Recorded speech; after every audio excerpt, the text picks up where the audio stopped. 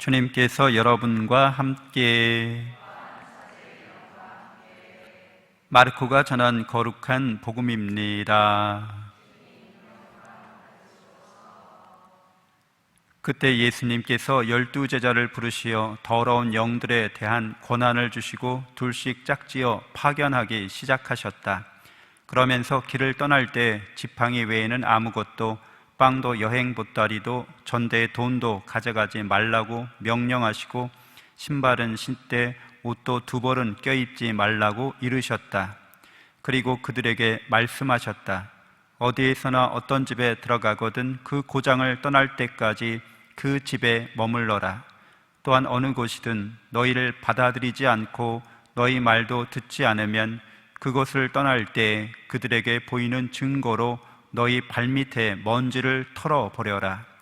그리하여 제자들은 떠나가서 회개하라고 선포하였다. 그리고 많은 마귀를 쫓아내고 많은 병자에게 기름을 부어 병을 고쳐 주었다. 주님의 말씀입니다.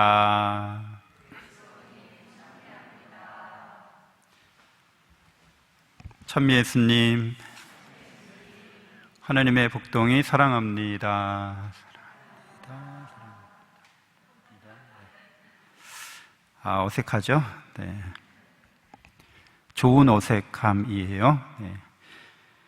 오늘은 기쁜 소식에 관련해서 창조와 구원과 성화의 기쁜 소식에 관련해서 말씀을 나눌까 합니다. 요즘은 우리가 좀 힘든 시기를 지나고 있죠. 그래서 이렇게 어려운 시기를 볼 때 불교적 세계관에 부합한다고 할 수 있어요. 불교를 개창한 부처는 세상을 고해라고 했죠. 고통의 바다. 그리고 이 고통의 바다가 무명에서 나왔다고 그렇게 이야기합니다. 무명이라고 하는 것은 없을 무자, 밝을 명자. 그러니까 지혜롭게 이렇게 창조된 게 아니라 어리석게 나왔다는 거예요. 말도 안 되게 나왔다는 거죠. 부조리하다는 거죠. 모순된다는 겁니다.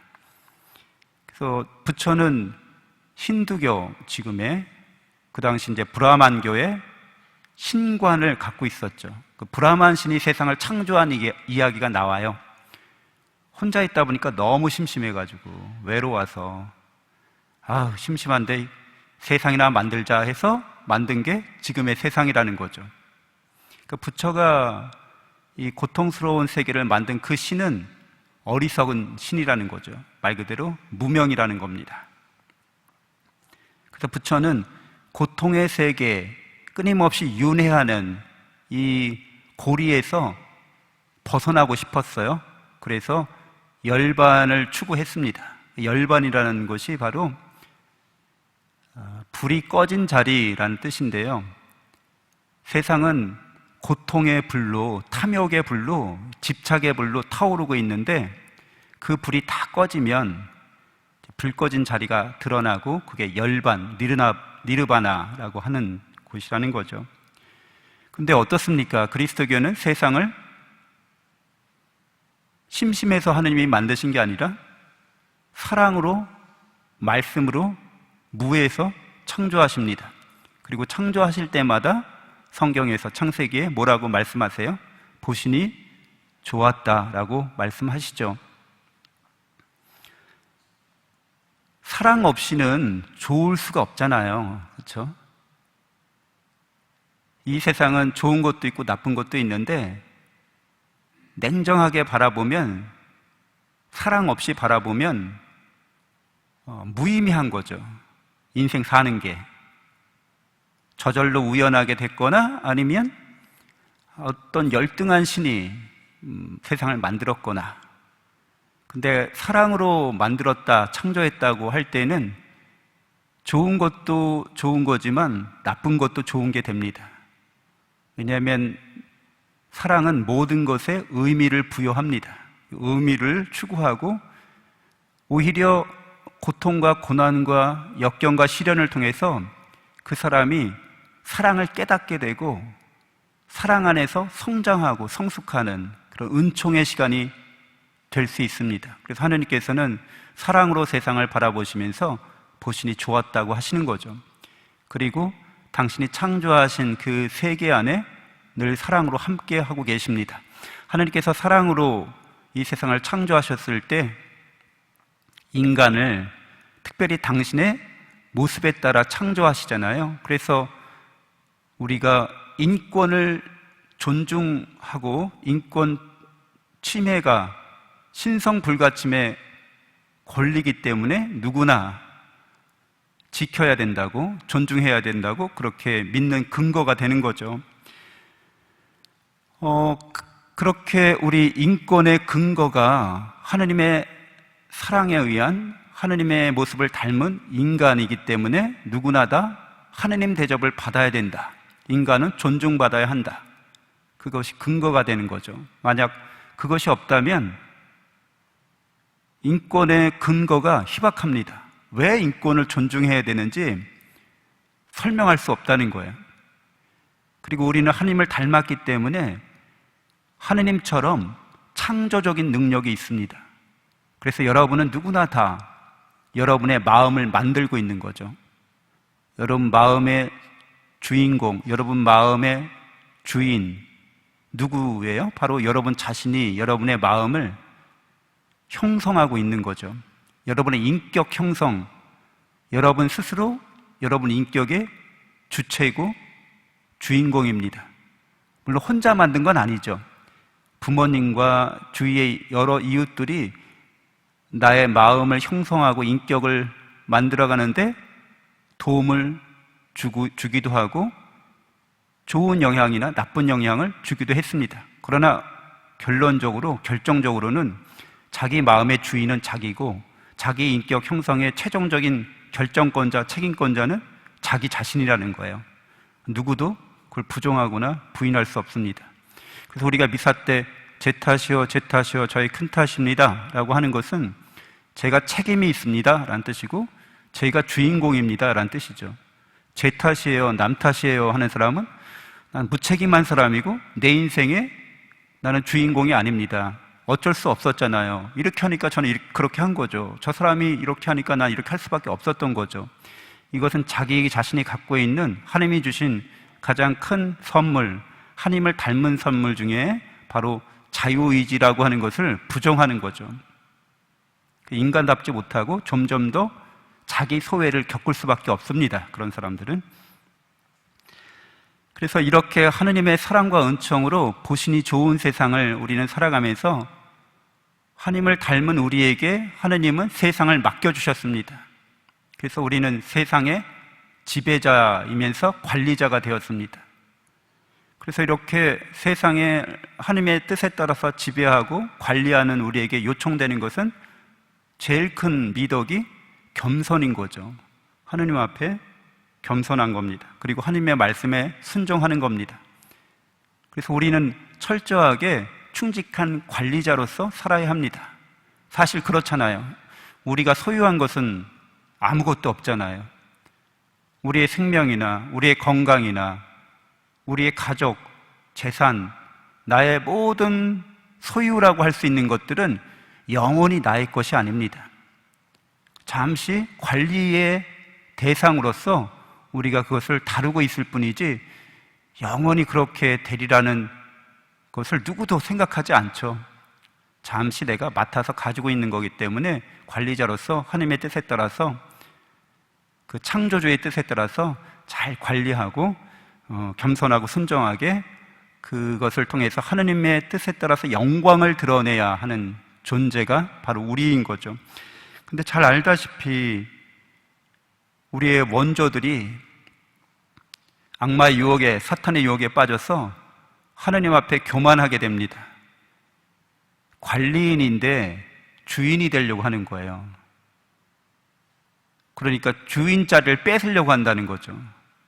그 하나님이 사랑과 은총의 관계 안에서 그분이 베푸시는 그 모든 축복을 받아서 하나님과 가까워지는 게 아니라 그런 하나님의 사랑을 불신하고 부정하면서 스스로 하나님이 되고자 하는 마음을 품습니다. 그것을 우리는 교만이라고 하고 원죄의 핵심의 첫 번째가는 악이라고 할 수 있는 거죠. 그래서 불충한 관리자가 되었는데, 이에 대해서 마태오복음 21장 33절에 보면 포도원 소작인의 비유 이야기에서 예수님이 잘 설명하십니다.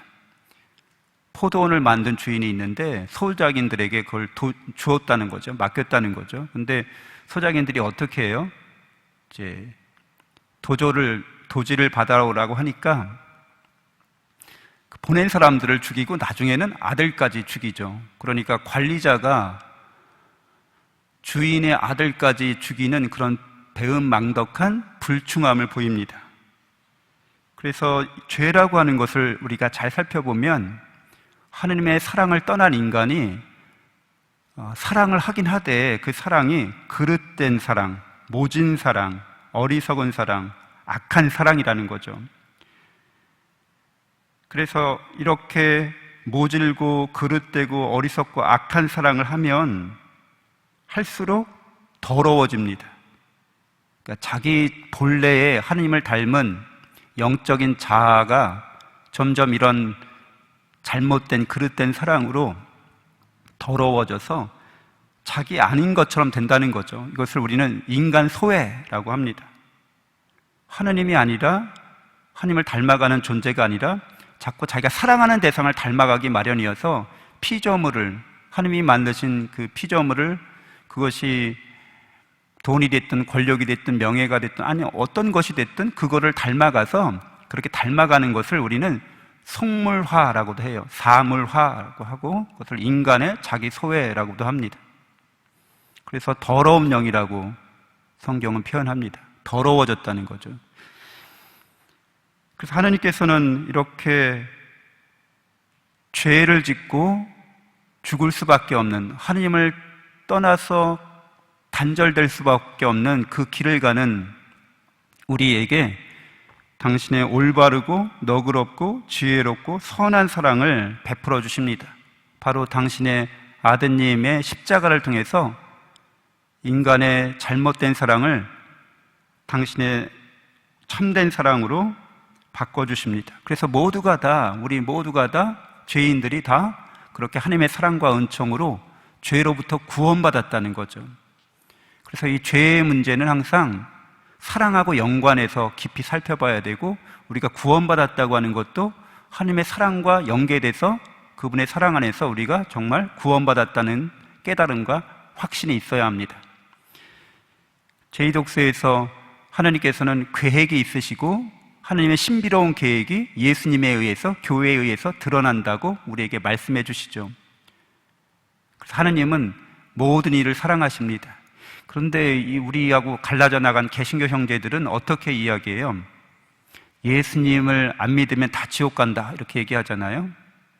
예수님 알기 전에 조선시대 때 태어났던 우리 조상들 어떻게 되는 겁니까? 그들의 교리에 따르면 지옥 갈 수밖에 없는 거예요. 예수 천국 불신 지옥. 근데 하나님께서 시간을 지배하시고 시간을 창조하신 그분께서 어느 시점을 정해서 그 시점 이후에는 다 구원 못 받아. 좀 이상하지 않아요? 그런 하느님은 너무 우리가 보기에도 되게 쫌스럽죠. 아니 쫌스러운 게 아니라 약간 좀 소셜패스나 사이코패스 같잖아요. 아니, 이상한 기준을 마련했어. 우리가 볼 때는 앞뒤가 안 맞는 이야기입니다. 그들이 그렇게 주장하는 데는 신학적 근거가 있긴 있어요. 근데 이 시간에 그걸 말씀드릴 수는 없고, 우리는 그들의 교리에서 익명의 그리스도인이라는 것들을 우리가 주장하는데, 또 연옥 교리가 있잖아요. 하나님을 모르고 죽은 이들도 하나님께서 지옥에 내치지 않으시고 구원의 기회와 가능성을 늘 열어주신다는 거죠. 그래서 연옥교리가 없는 그들이 그렇게 주장하는 것은 하나님을 이상한 하나님으로 그렇게 만들어 버리는 겁니다. 그래서 여러분들, 죄인 중에 가장 큰 죄인을 보면 하나님을 그릇되게 믿는 사람들, 참사랑에서 하나님의 모습을 찾지 않는 사람들이 죄인 중에 큰 죄인이고, 또 더 큰 죄인들은 자기가 죄인인지도 모르는 거죠. 자기가 하느님을 모든 것에 사랑하지 않고 이웃을 자기 자신처럼 사랑하지 않는 죄인이라는 것을 모르는 겁니다. 내가 무슨 큰 죄 줬어? 이런 사람들 있잖아요. 그러니까 내가 실정법을 어기지 않았어. 그런 의미는 아니잖아요. 우리가 죄인이라고 하는 것은. 그래서 하느님께 가까이 나아가는 사람은, 사랑 안에서 나아가는 사람은 자기의 죄를 더 잘 알게 됩니다. 여러분, 사랑하는 사람이 정말 사랑하면, 아내를 또 남편을 사랑하면 그런 얘기 하잖아요. 내가 못해준 게 많아, 이렇게. 내가 죄인이야, 이렇게 얘기하죠. 효자는요, 부모님에게 불효자라고, 죄인이라고 그렇게 이야기합니다. 근데 내가 못해준 게 뭐 있어? 남들보다 내가 못해준 게 없잖아. 당신 근데 왜 그러는 거야, 나한테? 이렇게 하나하나 따지고 들고 자기가 해준 것을 기억하고 그런 것에 대해서 보상받기를 바라는 이런 관계는 사랑의 관계는 아닌 거죠. 주고받는 관계, 기브 앤 테이크, 조건과 거래 관계일 뿐이지 사랑의 신비에 이르지 못한 사람들입니다. 그래서 세상 사람들에게 죄에 대해서 깊이 알려줘야 한다는 거예요. 우리도 계속 죄에 대해서 묵상해야 합니다. 하느님이 아니라 내가 하느님보다 더 사랑하는 게 무엇이 있는지를 살펴봐야 되는 거죠. 그래서 이웃을 나 자신처럼 사랑하지 못하게 만드는 것이 무엇인지를 깊이 묵상해 봐야 합니다. 그래야 그 허다한 죄로부터 나를 구원하시는 하느님의 사랑을 깊이 있게 깨닫고 감사하게 됩니다. 그리고 하느님의 사랑을 받아들여서 우리도 하느님을 사랑하고자 하는 마음이 드디어 일어나기 시작합니다. 그래서 오늘 바오로 사도는 에베소서에서 구원의 기쁜 소식을 받아들인 이들은 성령의 인장을 받는다고 그렇게 말하고 있어요. 도장 받는다는 건데 이거는 하느님이 너는 내 거 이렇게 하신다는 거예요. 우리가 그 예수 그리스도를 통해서 드러난 하나님의 사랑을 믿기 때문에 너는 나의 사랑을 이제 알아주는구나. 내가 널 얼마나 사랑하는지 네가 믿는구나. 그래, 너는 나의 사람이야 하고 도장을 찍는다는 거죠. 성령의 인장이라고 말하고 있어요. 그래서 여러분은 다 성령의 도장받은 사람들이라는 거죠. 여러분 세례받았을 때 사실은 인장받은 거예요. 인호가 새겨졌다고 얘기도 하죠. 이렇게 이마에 도장 찍혔다고, 십자가 모양으로. 그래서 여러분은 다 그리스도인이 된 거죠. 크리스찬이 된 거죠. 그리스도의 사람. 그래서 여러분들은 성령을 받은 사람들의 이런 삶의 자세와 태도는 이제 사랑의 선택과 결정을 끝낸 사람들입니다. 하느님이냐 세상이냐, 그럴 때 하느님입니다 하고 선택하고 결단을 내린 사람이라는 거죠. 물론 때때로 한눈 팔기도 합니다. 이렇게 눈이 왔다 갔다 하기도 합니다. 고민하고 또 갈등하기도 합니다. 그러나 우리는 도장받은 사람이라는 거죠. 결혼한 부부들도 가끔가다 이렇게 한눈 팔기도 하잖아요. 좀 이렇게 왔다 갔다 갈등하기도 하잖아요. 그러나 계약, 사랑의 혼인의 약속에, 계약에 충실하고자 마음을 다잡습니다. 그리스도인들은, 성령 받은 사람들은 내 인생을 이제 하느님께 헌신하기로 그렇게 결정한 사람들이어서 이렇게 왔다 갔다 하거나 어장관리하는 게 아니라 마음을 하느님께 드렸기 때문에 이제 점점 더 하느님을 사랑하는 일이 재미있어집니다. 이 선택과 결정, 이 결단 내리기 이전에는 늘 갈등 상태여서 우리를 혼란하게 하고 우리를 방황하게 만듭니다. 그러나 모든 것 위에 하느님을 사랑하기로, 이웃을 나 자신처럼 사랑하기로, 내가 그렇게 할 수 있다는 게 아니라 그러한 삶을 내가 좋은 삶이고 사랑의 삶이라고 받아들인다는 거예요. 그리고 그렇게 나는 가려고 한다는 거예요. 그러면 성령께서 도와주신다는 거죠. 그렇게 살 수 있도록. 그래서 기도하는 재미가 있어지고요. 내가 교회를 위해서 뭔가 봉사하는 게 의미가 있고 보람이 있고 그 가치가 있다는 걸 알게 됩니다. 사랑 안에서만이, 하느님의 사랑 안에서만이 참된 행복이 체험될 수 있다는 것을 압니다. 세상에 대한 사랑은 우리에게 허무함을 안겨줍니다. 그것은 결국 무의미함으로 끝나고 맙니다. 하느님의 사랑으로 사랑하는 것이 아니라면 우리에게 그것은 참된 행복에 이르지 못하는 것일 뿐이라는 거죠. 그래서 여러분들이 계속해서 하느님의 사랑 속에서 더 성숙하고 더 하느님을 닮아가면서 많은 사람들에게 회개를 전하는 여러분들이 되셨으면 좋겠습니다. 회개한다는 건 하느님께 돌아가는 삶을 산다는 거죠.